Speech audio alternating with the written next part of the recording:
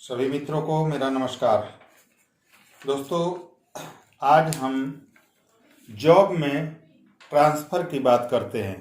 आज कुंडली से हम कैसे जानेंगे, मतलब इस विषय में आप लोगों को बताने जा रहा हूँ कि कुंडली से हम कैसे जान सकते हैं कि अगर आप कोई जॉब वगैरह कर रहे हैं तो आपके लिए ट्रांसफ़र की स्थिति कब बनेगी, आपका ट्रांसफ़र कब हो सकता है। बहुत सारे लोगों का ऐसा प्रश्न होता है, कॉमन प्रश्न है ये दोस्तों कि ट्रांसफ़र का योग कब है हमारा। तो जॉब में ट्रांसफ़र का योग और आपके पदोन्नति के योग के बारे में आज हम जानेंगे। तो जॉब में ट्रांसफ़र का योग कब बनेगा, आपकी पदोन्नति कब होगी, ये हम कुंडली से कैसे जान सकते हैं उसके बारे में चर्चा करेंगे।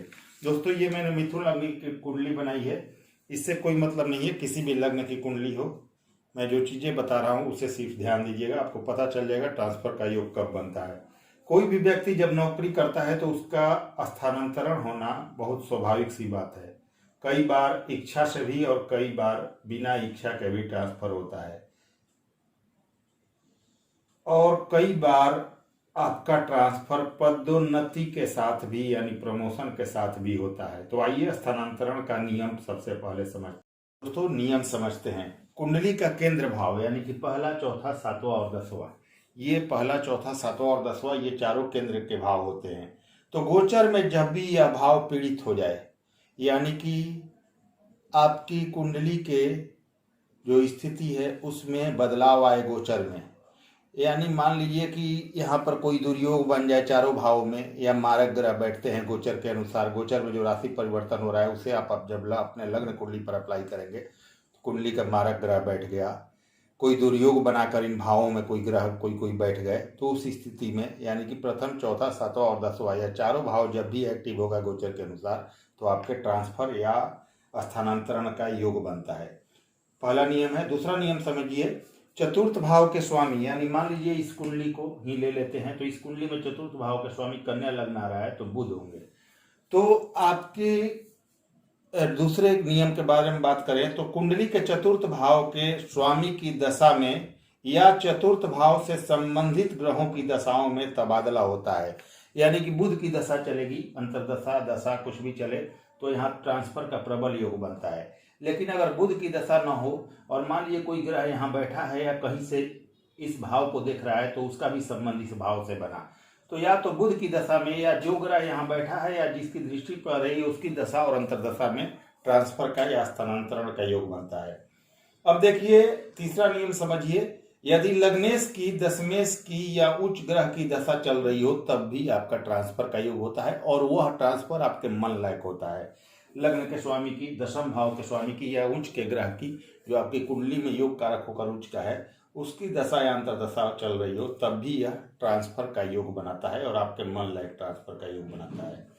अब देखिए, मंगल और सूर्य गोचर में तबादले का योग बनाते हैं।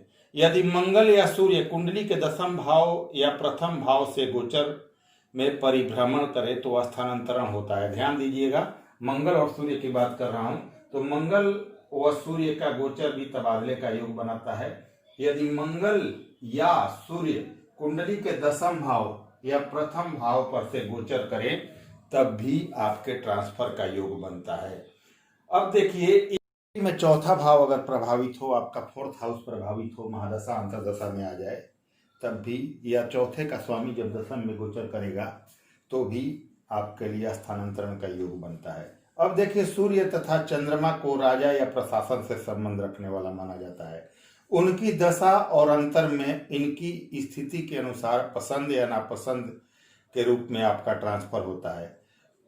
तो सूर्य और चंद्रमा की जब भी स्थिति बदले गोचर में, आपके ट्रांसफर का योग बनता है। उसकी स्थिति देखकर आप जरूर जान सकते हैं कि आपका ट्रांसफर होने वाला है या नहीं। कुंडली में शनि तुला, मकर या कुंभ में अगर हो तो कई बार कम ट्रांसफर होता है लोगों का। शनि देव खुद अपने राशि में या अपने उच्च की राशि में हो तो कई बार लोगों को देखा गया कि कम ट्रांसफर ऐसे लोगों का होता है। अब कुंडली में थर्ड हाउस और 12th हाउस यानी कि तीसरा भाव और 12वां भाव ट्रांसफर में मुख्य भूमिका निभाते हैं। ध्यान दीजिएगा, जब भी तीसरे भाव की दशा आपकी चले, द्वादश भाव की दशा चले उन भाव के स्वामियों की, तो आपके लिए ट्रांसफर का प्रबल योग बनाते हैं तथा इन स्वामियों के बीच किसी प्रकार का संबंध बने तो यह ट्रांसफर को बहुत प्रबल रूप से दिखाता है और ट्रांसफर का योग दिखाता है। अब मान लीजिए आपके दसम भाव का स्वामी, एकादश भाव का स्वामी या चतुर्थ भाव का स्वामी ही तृतीय भाव में बैठा हो और उसी की दशा चल रही हो, तो यह ट्रांसफर का प्रबल योग बना रहा है और बिल्कुल ट्रांसफर का योग दिखाता है। अब देखिए पदोन्नति के लिए हम क्या जानते हैं, पदोन्नति पर थोड़ा सा आ जाते हैं। यानी कि आपके प्रमोशन का योग 7वें भाव से देखा जाता है, 7वें भाव से देखा जाता है और आर्थिक लाभ के लिए धन तथा लाभ भाव से संबंध यहाँ पर देखा जाता है। 7वें भाव से आपका प्रमोशन देखा जाता है और आर्थिक लाभ के लिए लाभ भाव तथा धन भाव से संबंध को देखा जाता है। तो अगर 7वें भाव का संबंध आपके लाभ भाव या धन भाव से बने तो आर्थिक लाभ व्यक्ति का होता है और पदोन्नति के साथ आर्थिक लाभ होता है। अब देखिए आपके गुरु ग्रह जन्म कुंडली के दसम भाव में स्थित राशि में गोचर में भ्रमण करता है, क्योंकि गुरु आपके देखिए अभी इस कुंडली को भूल जाइएगा, गुरु की ही राशि है, उससे मतलब नहीं है। अब गुरु आपके गुरु ग्रह जन्म कुंडली के दसम भाव पर जो भी स्थित राशि हो दसम भाव में, उसके ऊपर से अगर गोचर करे तो निश्चय ही आपका मनचाहा स्थानांतरण होता है और मन लायक आपका ट्रांसफर होता है। अब देखिए ट्रांसफर आपका मन लायक होगा यानी अनुकूल होगा या प्रतिकूल होगा, इसके बारे में भी आप जान सकते हैं। दशमेश अगर तृतीय भाव में शत्रु राशि में चला जाए गोचर में, तो व्यक्ति के सहयोगी या सपोर्टर या उसके साथ काम करने वाले उसके खिलाफ हो जाते हैं।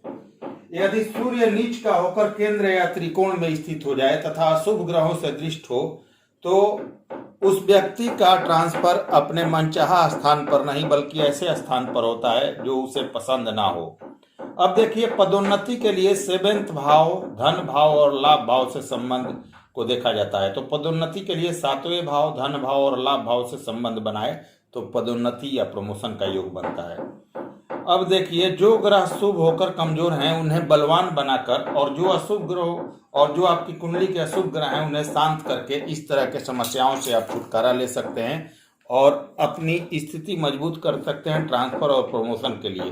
तो यह रहा ट्रांसफर और प्रमोशन से संबंधित वीडियो। अगर आपको पसंद आए तो लाइक शेयर सब्सक्राइब जरूर करें। अगले वीडियो में फिर से मिलते हैं। नमस्कार, धन्यवाद।